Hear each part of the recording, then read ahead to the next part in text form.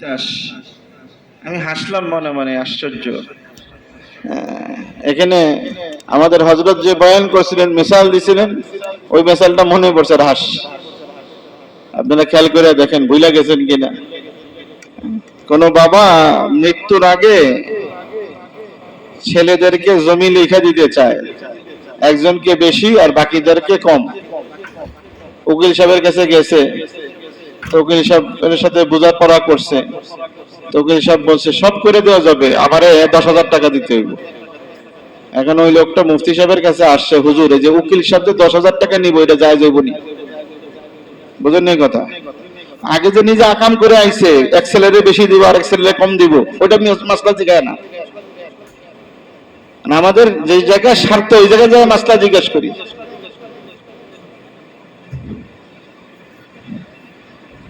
কি বলবো এখন বলেন? আর দেশের এই অবস্থা, কেউ বলার নাই। সমবায় সমিতি থেকে সুদ নিবে কোম্পানি, আর যারা এটাকে ম্যানেজ করে দিবে তারা 50,000 টাকা চাইছে।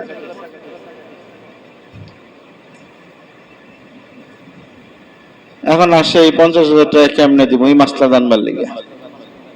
যে সুদের টাকা নিতেছে এটা হারাম না যায়, এটা চিন্তা করে না। আল্লাহ তাআলা আমাদেরকে হেফাজত করেন, চৌকান্না হইতে হবে,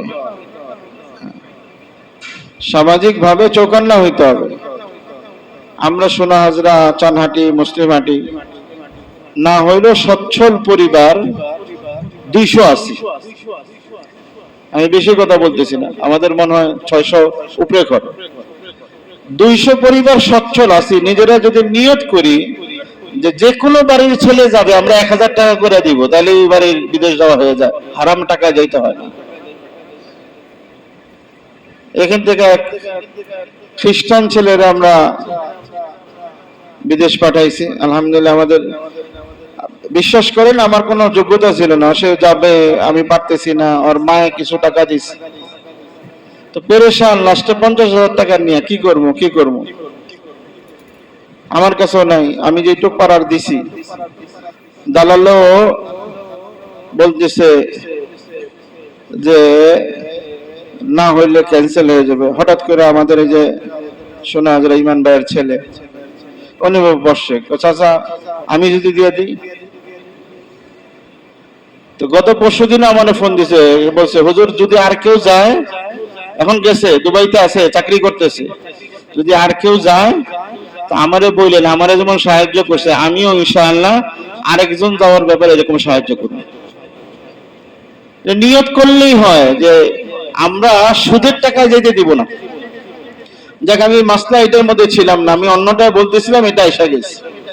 সামাজিক ভাবে এগুলো হওয়া দরকার, তাহলে এক ভাই আরেক ভাইয়ের যখন মহাব্বতের রাস্তায় হাঁটবো, তো ইনশাআল্লাহ তখন এটা দেখা যাবে, একটা সময় ফল আসবে যে এই এলাকায় সুদের ব্যবসা ঢুকতে পারবে না। যে কথা যখন আসছে, যে কথা পুরোটুক ভাইয়া দেই। আরেক ভাই আসছে আমার কাছে, আমাদের এলাকারই, যে বাড়ি ভাড়া দিবে 30,000 টাকা, হুজুর দেওয়া যায় যাবো কিনা? আমি কি লেগে দিবে? সমবায় সমিতি 30,000 টাকা ভাড়া। বুঝেন, আমাদের এলাকায় একতলা ভাড়া হয় 5-7 হাজার টাকা, 10,000 টাকাই ধরলাম, 30,000 টাকা ভাড়া দিবে। তো উনি রাজি হয়ে গেছে। যদি 30,000 টাকা ভাড়া দিলেন, আপনার ঘরের মধ্যে সুদের কারবার হইতেছে। আপনি বুঝেন নাই মনে হয় এটা। আচ্ছা, আপনার ঘরের মধ্যে যদি হিরোইন বিক্রি করে, তাহলে আপনাকে রাজি হবেন? রাজি হবেন? মদ বিক্রি করলে রাজি হবেন? রাজি হবেন না। যদি আরো কোনো অসামাজিক খারাপ কাজের ঘর হয়, রাজি হবেন? রাজি হবেন না। তাহলে হারাম লেনদেনে, সুদের লেনদেনের জন্য রাজি হইলেন কেমনে করে? যেখানে সুদের লেনদেন হয় তার মধ্যে আপনি বাড়ি ভাড়া দিলেন, এটা রাজি হইলেন কেমনে করে? টাকা যতই দেখ, টাকার কাছে ইমান বেচে ফেললাম।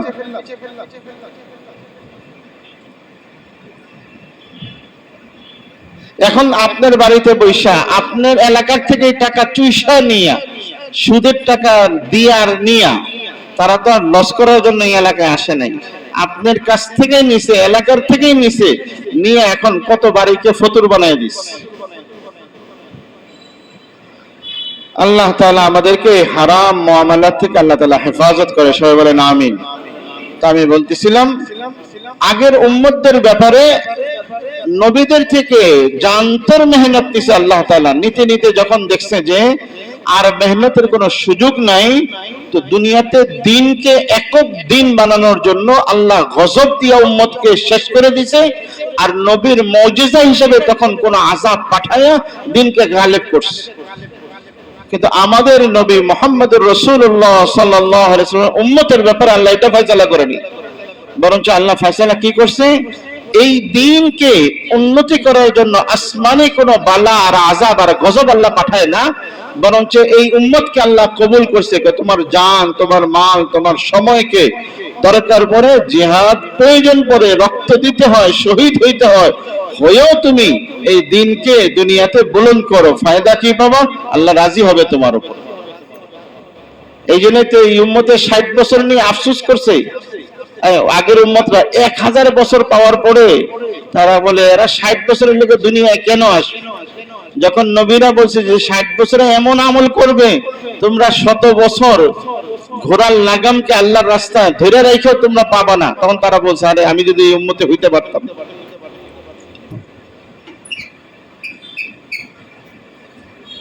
এই জন্য প্রত্যেকের জিন্দেগিতে একটা মানসাব বানান, চিন্তা আনেন। গত সপ্তাহে চিন্তা ফিকিরের বয়ান করছি।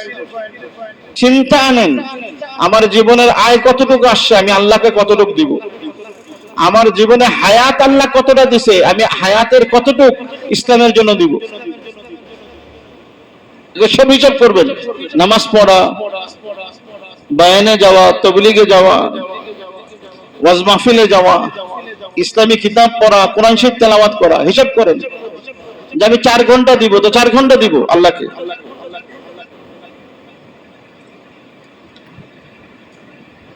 যদি না করেন কিয়ামতের দিন আল্লাহ জিজ্ঞেস করবেন, লা ইয়াজালু কদম আবদি ইয়াউমাল কিয়ামা হাত্তা ইউসআলু আন খামস। 5টা জিনিস সম্পর্কে আল্লাহ জিজ্ঞেস করবেন কিয়ামতের দিন, একটা কদমও আগে বাড়ানো যাবে না। এর মধ্যে হায়াত সম্পর্কে, জীবন কোন কোন কাজে ব্যয় করছি, গাছতলায় ব্যয় করছি, বাসতলায় ব্যয় করছি, ব্রিজে ব্যয় করছি, 4 দোকানে ব্যয় করছি, হিসাব লাগানো হবে এগুলো। মসজিদেও দিচ্ছি আলহামদুলিল্লাহ, তো ওজন দেওয়া হবে। মসজিদের পাল্লা, দিনের পাল্লা যদি ভারী হয় তা নাজাত পেয়ে যাবেন। فأما من ثقلت موازينه فهو في عيشة راضية। যদি এই আমলগুলো খারাপ আমল আর নেক আমলের মাপার মধ্যে নেক আমলের হায়াতের খরচের দিনগুলো যদি আল্লাহর কাজে বেশি হয় তো পাল্লা ভারী হবে। আর যদি পাল্লা ভারী হয় তো নাজাত পাবো ইনশাআল্লাহ। শুধু নাজাতই না, আল্লাহ বলতেছেন فأما من ثقلت موازينه فهو في عيشة راضية। সে এমন এক সন্তুষ্ট ভাজন জীবন পাবে, এমন এক জীবন পাবে যে জীবনে সে সন্তুষ্ট হবে, তার জীবন বড় আনন্দের জীবন হবে, নিজের জীবন নিয়ে পরে আনন্দিত হবে। আর আলহামদুলিল্লাহ আমি সব ভালো পাইছি। সেটা কোথায়? জান্নাতে। ওয়ালাকুম ফিহা মা তাশতাহি আনফুসুকুম ওয়ালাকুম ফিহা মা তাদউন। ওই জান্নাতের মধ্যেই সম্ভব মনে যা চাবে আর ঠোঁটে যা আসবে। আমি যা মুখে চাবো আর মনে, সব কিন্তু একরকম হয় না। অনেক সময় মনেরটা আমরা মনে রেখে দেই, না বললাম, চাওয়ার মতো না, এরকম হয়। কিন্তু জান্নাতে এরকম হবে না। মুখে যেটা বলবো, মনেও যেটা আসবে, সব আল্লাহ তাআলা দিবে। কিন্তু মাপ নেওয়া হবে, আমার হায়াত মাপা হবে। আমার হায়াতের যদি ভালোর পাল্লা বেশি হয় তাহলে আমি জান্নাতি। আমার হায়াতের খারাপের পাল্লা যদি বেশি হয় আমার অবস্থা কি হবে? وَأَمَّا مَنْ خَفَّتْ مَوَازِينُهُ فَأُمُّهُ هَاوِيَةٌ وَمَا أَدْرَاكَ مَا هِيَ نَارٌ حَامِيَةٌ। যার জীবনের পাল্লা নেকির পাল্লা হালকা হয়ে যাবে, সে হাবিয়া যাবে। আল্লাহ জিজ্ঞেস করতেছেন, ওয়ামা আদরাকা মা হিয়া, তুমি কি জানো হাবিয়া কি জিনিস? তোমার কি বুঝ আছে, অনুভব আছে? তুমি কি চিন্তা করতে পারো? তোমার চিন্তা শক্তি খাটায় তুমি কি ওই হাবিয়া সম্পর্কে কোনো অনুধাবন করতে পারো? অসম্ভব পারো না। নারুন হামিয়া, এমন এক আগুন, এমন এক আগুন যে শরীরকে জ্বালাবে, চামড়াকে জ্বালাবে, হাড্ডিকে জ্বালাবে, মগজ পর্যন্ত জ্বালায় দিবে, আর অন্তরকে সে জ্বালায় পুড়াইতে থাকবে। নার মুসাদা, যে অন্তর নিজের কলিজা পর্যন্ত, যে আগুন কলিজা পর্যন্ত জ্বালাবে, সে আগুন তৈরি হয়ে আসে। মাথা হবে, হ্যাঁ হায়াত আমার আল্লাহর জন্য কতটুকু লাগছে, আর আমার আল্লাহ ছাড়া অন্যের জন্য কতটুকু লাগছে। হ্যাঁ ভাই, মনসুবা বানান যে আমার জীবনে, আমার দিনকে উন্নতি করার জন্য, আমার জীবনে, আমার স্ত্রীর জীবনে, আমার সন্তানের জীবনে মাদ্রাসা নিয়ে যাই, এটা মাপা হবে আল্লাহর মধ্যে।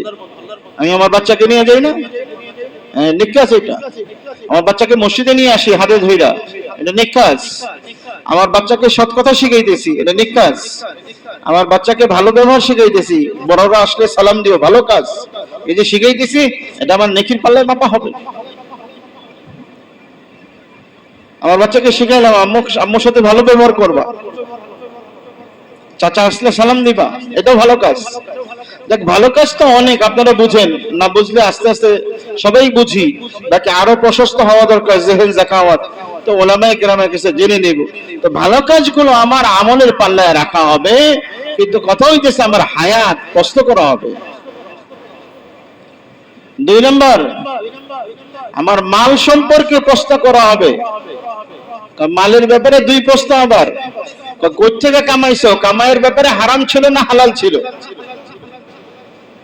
আইনা ইকতাসাবা, কোত্থেকে কামাইছো আর কোথায় খরচ করছো? খরচের জায়গাও যেমন আল্লাহর থেকে নির্ধারণ করছে, কামাইয়ের জায়গাও নির্ধারণ করছে। কামাইও হারাম হইতে পারবে না, খরচও হারাম জায়গায় করা যাবে না। এখন আমি ছোট্ট একটা কথা বলি। ধনীদের ব্যাপার তো আলাদাই, আমরা যারা গরিব আছি, গরিবরা চিন্তা করি। মোবাইলে নেট কিনি না, ছাত্রদের মধ্যে প্রবণতা আসতেছে।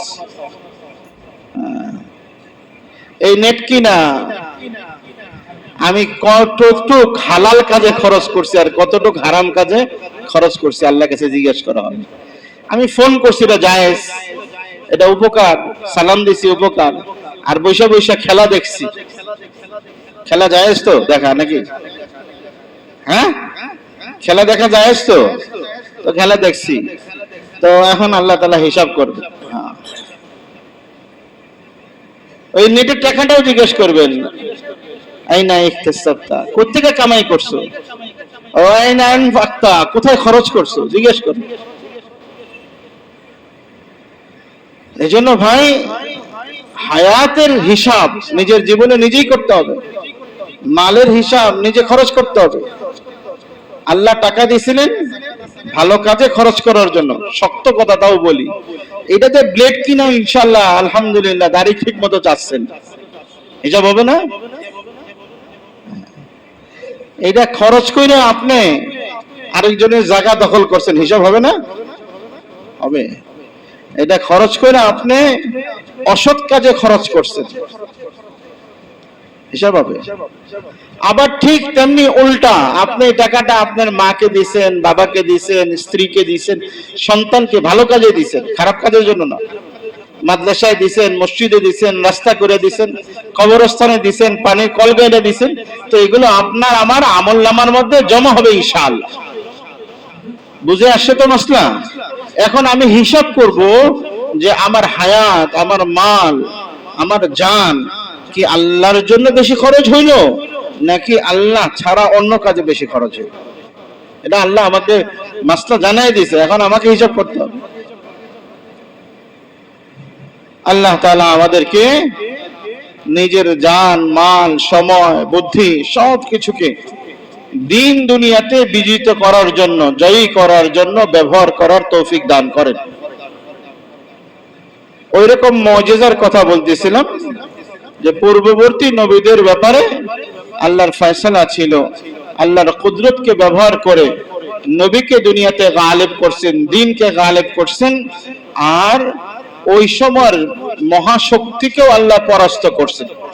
তার একজন হইল হযরত মূসা আলাইহিস নবী সাল্লাল্লাহু আলাইহি ওয়াসাল্লাম। কি নাম ভাই? খেয়াল রাখেন, ধ্যান দেন, এটার থেকে ফিতনায় পড়বেন। এই জন্য ভাঙিয়া বলতেছি, লম্বা ভূমিকা রাখছি।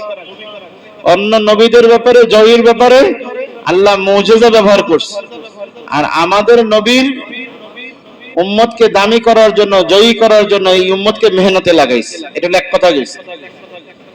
যেই সমস্ত নবীর ব্যাপারে আল্লাহ তাআলা মুজিজা কাজে লাগাইছে, তার একজন হলো মূসা আলাইহিস সালাম। কে ভাই? মূসা আলাইহিস সালাম। হযরত মূসা আলাইহিস সালামের দাওয়াত ছিল ফেরাউনের ময়দানে। কার ময়দানে ভাই? ফেরাউনের। ফেরাউনের রাজত্ব তো, ফেরাউন এটা কোনো ব্যক্তির নাম না, বরঞ্চ ফেরাউন এক রাজত্বের রাজার উপাধি। রাজত্বের রাজার উপাধি। এই যে রাজার বংশধারায় 12 জন পর্যন্ত রাজা গেছে। কয়জন? এই মূসা আলাইহিস সালামের জমানায় যে ফেরাউন 2 বার মরছে, এর আগে তাদের রাজত্বের রাজা কয়জন? 12 জন। বাকি এটা চাচার বংশের থেকে, আসল যে বংশ ছিল, মোট 3500 বছর তারা রাজত্ব করছে। কত বছর? ফেরাউনরা ইজিপ্ট, মিশর যেটা এখন, এই মিশরে যে ফেরাউনের রাজত্ব ছিল 3500 বছর। যেই ফেরাউন মূসা আলাইহিস সালামের জমানায় ছিল, এই ফেরাউনই তো 300 বছরের বেশি রাজত্ব করছে, আর নমরুদ 450 বছর।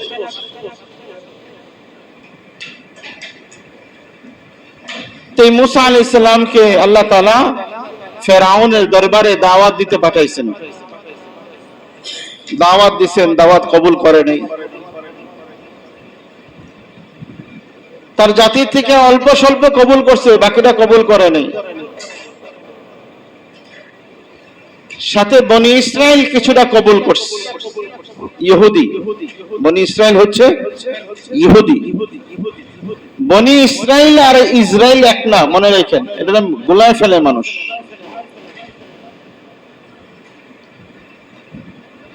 এই ইসরাইল ইহুদিদের একটা শাখা, যারা বড় উগ্র।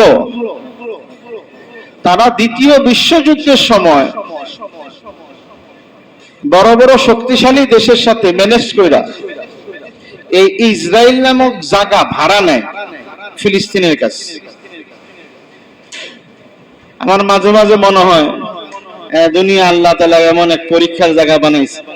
বাড়ি বানায় বাড়িওয়ালা, এরপরে ভাড়াইটারা এর উঠায় দেয়।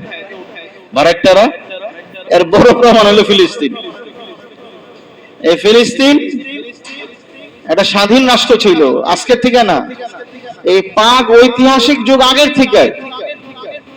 হযরত ইব্রাহিম আলাইহিস সালাম যখন নমরুদের দেশ ছেড়ে যাইতেছিলেন, গেছেন কোথায়? এই ফিলিস্তিন গেছেন। এত বড় রাজা 450 বছর রাজত্ব করছে পুরো দুনিয়া, কিন্তু ফিলিস্তিনের জমিনকে দখল করতে পারেনি। হাজারো বছর যাবত স্বাধীন জায়গা হলো ফিলিস্তিন। আর ব্রিটিশরা তাদের চিকন বুদ্ধিতে এই ইহুদিদের একটা জায়গা তৈরি করে দিছে, ফিলিস্তিনের সাথে চুক্তি কইরা ভাড়া দিয়া। আজকে ওই ফিলিস্তিনের মুসলমানদেরকে উঠাই দেওয়া হইতেছে, রক্ত চুষা খাওয়া হইতেছে, রাতে রাতে বম ফেলানো হইতেছে। ফিলিস্তিন কমতে কমতে এতটুকু আসছে, এত বড় দেশ এখন এতটুকু হয়ে গেছে, চলটা হয়ে গেছে নদীর পার। গাজা তো নাই, এক আঙ্গুলের সমান। এই ইসরায়েল আর ইসরাইল এক না, বরঞ্চ ইহুদিদের একটা জঙ্গি দল হলো ইসরায়েল। ব্যাপক ইহুদি এরকম না, বহুত আরব ইহুদি আছে যারা ইসরায়েলকে চায় না। দেখ, আমি যে কথায় যাইতেছিলাম, রাসূল সাল্লাল্লাহু আলাইহি ওয়াসাল্লাম আগে যেই নবীর সময় আল্লাহ মুজিজা কাজে লাগালেন একজন হলো মুসা আলাইহিস সালাতু ওয়াস সালাম। দাওয়াতের সর্বোচ্চ মেহনত করার পরও যখন ফেরাউন কবুল করলো না, তো আল্লাহ তাআলা মুসা আলাইহিস সালামকে হুকুম করলেন, যাও তুমি রাতের আধারে বনি ইসরাইলকে নিয়ে যাও। ইয়াকুব আলাইহিস সালামের সন্তান ছিল এরা, মুসা আলাইহিস সালামের উপর ঈমান আনছিল। এরা জাতিতে বড় দুর্বল ছিল, ফেরাউন এদেরকে গোলাম বানায় রাখছিল। তো মুসা আলাইহিস সালাম এদেরকে নিয়ে রাতের বেলা চলছে। সমুদ্রের পাড়ে যখন গেছে তখন ফেরাউন পুরা সৈন্যদল নিয়ে আসছে, এদেরকে ধরবে, হত্যা করবে। এমন অবস্থা আল্লাহ তাআলার কুদরত, আল্লাহ আসবাবকে কাজে লাগায়। মনে রেখেন, কুদরত তো আল্লাহ মাঝে মাঝে দেখায়, আসবাবকে কাজে এই জন্য লাগায় বান্দা যেন আসবাব যেটা হাতে আছে এইটা দিয়েই আল্লাহকে রাজি করে। আসবাব ছাড়া আল্লাহ ওয়ালা হওয়া যাবে এমন মনে করেন না, হওয়া যাবে। কিন্তু কিছু মানুষ এরকম হয়েছে, আসবাব আলাদা আর আল্লাহ আলাদা। এই জন্য তো বলে রাজনীতি বাইরে রাখেন, মসজিদে খালি ইবাদত করেন। কেন এই কথা বলে? মনে করছে যে আমি রাজনীতিতে যা ইচ্ছা তাই করি, মাতবরিতে যা ইচ্ছা তাই করি, হুজুর হয়ে যা ইচ্ছা তাই করি, মসজিদে সেজদা দিলেই আল্লাহ খুশি হয়ে যাবে। মুফতি সাহেব হয়ে যা ইচ্ছা তাই করি, আর মসজিদে এসে নামাজ পড়লে আল্লাহ খুশি হয়ে যাবে। হবে? হবে না। বরঞ্চ ওই বাইরের জগতেও, আসবাবের জগতেও আল্লাহকে খুশি করতে হবে। এই জন্য আল্লাহ আসবাবকে কাজে লাগায়।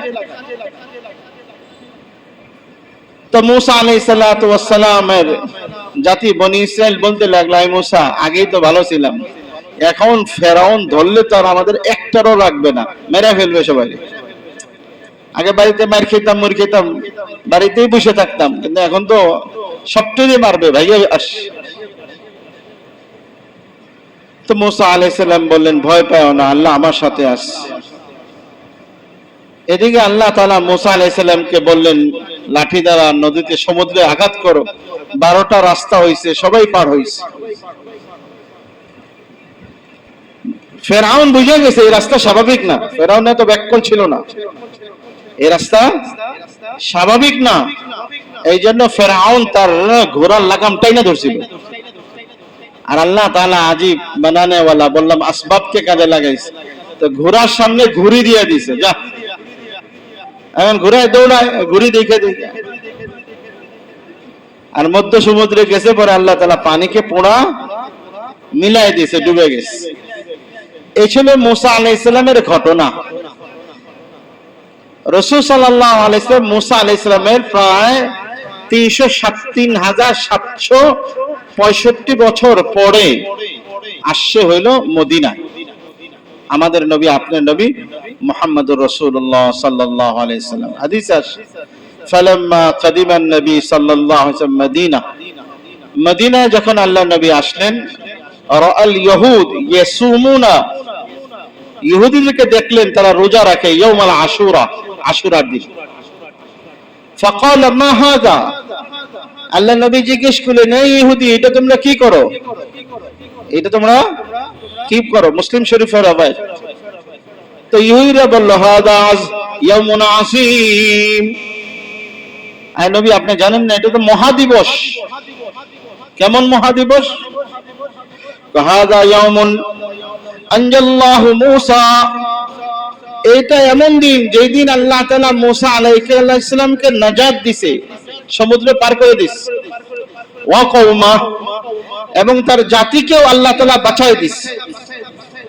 ওয়া আগরাকা ফিরআউন ওয়া কওমা, আর ফিরআউন আর ফিরআউনের জাতিকে আল্লাহ তাআলা ডুবাই দিছে। ফাসামা মূসা শুকরান লাহ, এই জন্য মূসা আলাইহিস সালাম আশুরার 10 তারিখে আল্লাহর শুকর করতে যায়া রোজা রাখছে। কয় তারিখে ভাই? 10 তারিখে। তো নবী আলাইহিস সালাম বললেন, নাহনু আহাক্কু বিমূসা, এই ইহুদি, মুসার সাথে সম্পর্ক তো আমার বেশি। মুসার সাথে আরে নবীর সাথে নবীর সম্পর্ক বেশি না? দুনিয়াতে নিয়মে এটা, ধনীর সাথে ধনীর, চেয়ারম্যানের সাথে চেয়ারম্যানের, উলামায়ে কেরামের সাথে উলামায়ে কেরামের, বাজারওয়ালাদের সাথে বাজারওয়ালা। আল্লাহ বানাইছে এরকম, এটাই স্বাভাবিক। খালি আপনারা কোন যে হুজুররা আর কেউ লগে মিলে না, এগুলো পরের কথা। ভাই ভাইয়ের, সমাজ সমাজের, এক সমাজ আরেক সমাজের সাথে মিলে না, এটা আল্লাহ বানাইছে একটা সিস্টেমের মধ্যে। বেইনসাফ না হইলে, জুলুম না হইলে সমস্যা নেই। তো এই জন্য নবী বললেন, আনা আহাক্কু বিমূসা, এই ইহুদি তোরা কই থেকে আইলি? আমি তো আমার নবী মুসার সাথে বেশি সম্পর্কওয়ালা। তো রোজা রাখলেন আল্লাহর নবী, ফাসামা রাসূলুল্লাহ সাল্লাল্লাহু আলাইহি ওয়াসাল্লাম, আল্লাহর নবী আশুরার রোজা রাখলেন। হযরত ইবনে আব্বাস থেকে বুখারী শরীফের রওয়ায়াতের মধ্যে আসে, فأمر النبي صلى الله عليه وسلم أن يصوم يوم عاشوراء, আল্লাহর নবী হুকুম করলেন আশুরার দিন রোজা রাখার জন্য। মুসনাদ আহমদের মধ্যে বলছেন, আল্লাহর নবী বলেন, সুমু তাসিআন ওয়া আশরান, 9 তারিখে রাখো, 10 তারিখে রাখো। ওয়া খালিফুল ইয়াহুদা, ইহুদিরা যে শুধু একদিন রাখে এরকম একদিন রাখো না, বরঞ্চ ইহুদিদের মুখালেফাত করে, বিরুদ্ধচারণ করে 2 দিন রাখো। কবে? 9 তারিখ বা 10 তারিখ। তিরমিজি শরীফে আছে ইয়াওমান ক্বাবলাহু আও ইয়াওমান বাদাহ, হাদিসগুলো বলে দিতেছি, সময় নাই আর। তিরমিজির riwayate আল্লাহর নবী বলেছে আগের একদিন অথবা পরের একদিন। তাহলে বোঝা গেল রাখতে হবে কয়টা ভাই? কয়টা রাখতে হবে? 2টা, 3টা না। আউ কোসেতে অথবা, আগের একদিন অথবা পরের একদিন। 10 তারিখ ঠিক, 10 তারিখ রাখবো, আর আগের একদিন অথবা পরের একদিন। তাহলে রোজা কয়টা হইলো? 2টা, 9 তারিখ বা 10 তারিখ, অথবা 10 তারিখ বা 11 তারিখ। অন্য হাদিসে বুখারীর riwayatের মধ্যে আসে, আল্লাহর নবী বলেছে, ফামান শাআ ইয়াসুম ওয়া মান লাম ইয়াশা লাম ইয়াসুম, যে চায় সে যেন রোজা রাখে, আর যদি কেউ না চায় তাহলে রোজা না রাখলেও চলবে, নফল তো। কিন্তু রাসূল সাল্লাল্লাহু আলাইহি সাল্লাম এই আশুরার ফজিলত বলতে যা বলছে, সাওমু ইয়াউমা আশুরা, আশুরার রোজার রোজা আহতাসিবু ইনদাল্লাহ, আমি আল্লাহর কাছে এই রোজা সম্পর্কে আশা করি যে আল্লাহ তাআলা আইয়াগফিরা মা কানা ক্বাবল, আগে যে গুনাহ করছে 1 বছর, এই 1 বছরের গুনাহ আল্লাহ তাআলা মাফ করে দিবেন। তাহলে আশুরা রোজা গুনাহ মাফ কত দিনের? রাখা দরকার না ছেড়ে দেওয়া দরকার? রাখা দরকার। সবাই রাখবো না ইনশাআল্লাহ? চেষ্টা করব। যারা পারি না তাদের মাসলা ভিন্ন, না জানি 1 বছরে কত গুনাহ হয়ে গেছে আমার।